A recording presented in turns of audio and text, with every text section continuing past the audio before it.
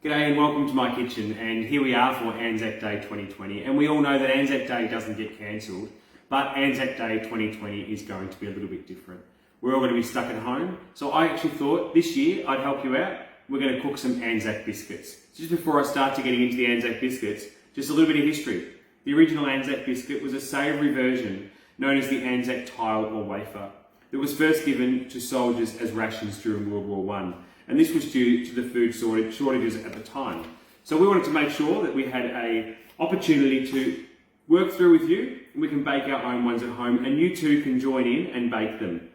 If you want, you can go down to Cooking for Kids, and Meg down at Cooking for Kids has got these magnificent packages together. They don't come with a glass of wine, but they do come with everything else there. So you can actually cook these at home, bake them at home, and make sure you've got the best Anzac Day biscuits for Anzac Day this year. And thanks to Meg and her team at Cooking for Kids, $2 from every pack goes directly to the Berwick RSL to support our veterans.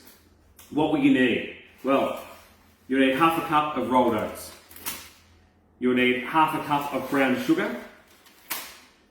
You'll need 40 grams of the coconut. You'll need half a cup of plain flour. You'll need 60 grams of butter. You'll need 1 tablespoon of golden syrup, 2 teaspoons of boiling water, and some bicarb soda. To get started, as you start, the first thing you're going to do is turn your oven on. So put your oven on 160.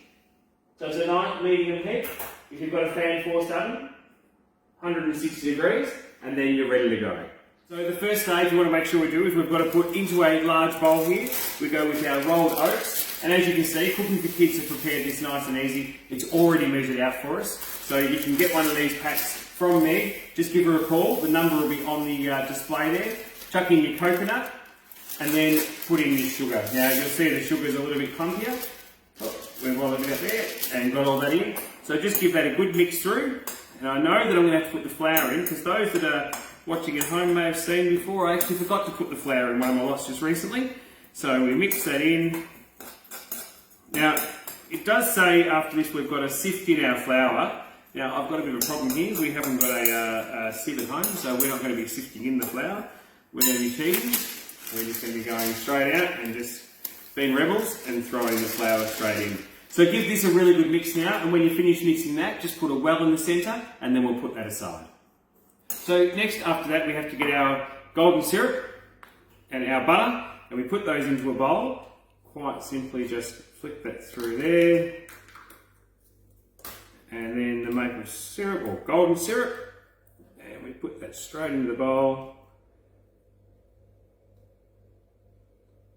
Very technical this bit now. We actually get the syrup and the butter, we put it straight into the microwave, not with the spoon in. Put it in the microwave, put it in there for about 20 seconds. That should be enough just to heat up the syrup, and then you get it out and you'll stir, and the butter will melt into it, which will be perfect.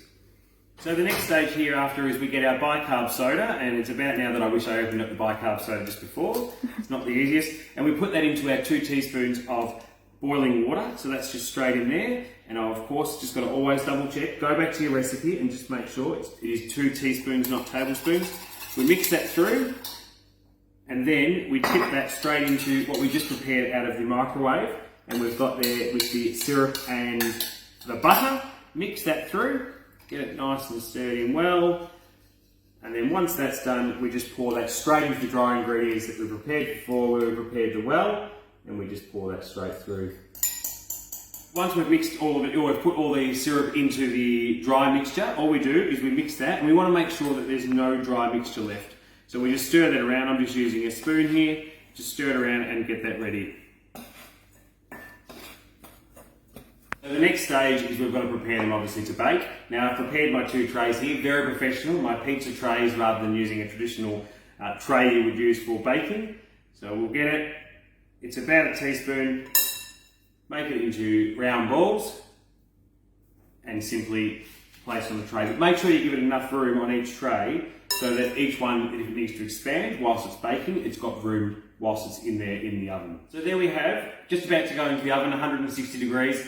As I put them into the oven, I just want to quickly say, I hope I haven't ruined the recipe too much there, Meg. We've tried our hardest to get it right. But those that are looking for places that your kids can learn how to cook, don't forget to give Beaconsfield Cooking for Kids a go. It's a magnificent way to teach the next generation to make sure that they're ready to make not just the Anzac biscuits, but tonight we had chili con carne as well, directly from one of the kits down there. They've got kits available to help you during the ASO. But we're going to put this into the oven, and hopefully in about 10 minutes, these will come out absolutely beautiful, nice and golden brown, maybe a fraction longer, 10 to 15 minutes, but you'll have to decide on it with the colour, and you've got your Anzac biscuits ready for this Anzac Day. And there we have it, there's our final Anzac biscuits all ready for Anzac Day 2020. I'll taste one in just a second, probably not all exactly the same shape, but that's fine. But don't forget, ladies and gentlemen, this Anzac Day is going to be a little bit different. It's going to be difficult, so 6 o'clock on Anzac Day morning before you have your first biscuit, go out and commemorate those that gave their lives to give us the freedoms that we have today. Meg, thank you very much. It's been a great lesson for me in baking in my own kitchen, and we'll give it a go and we'll see how they go, and you'll be able to assess by my face what actually happens, if it was any good or not. And that's a winner. Thanks, Meg.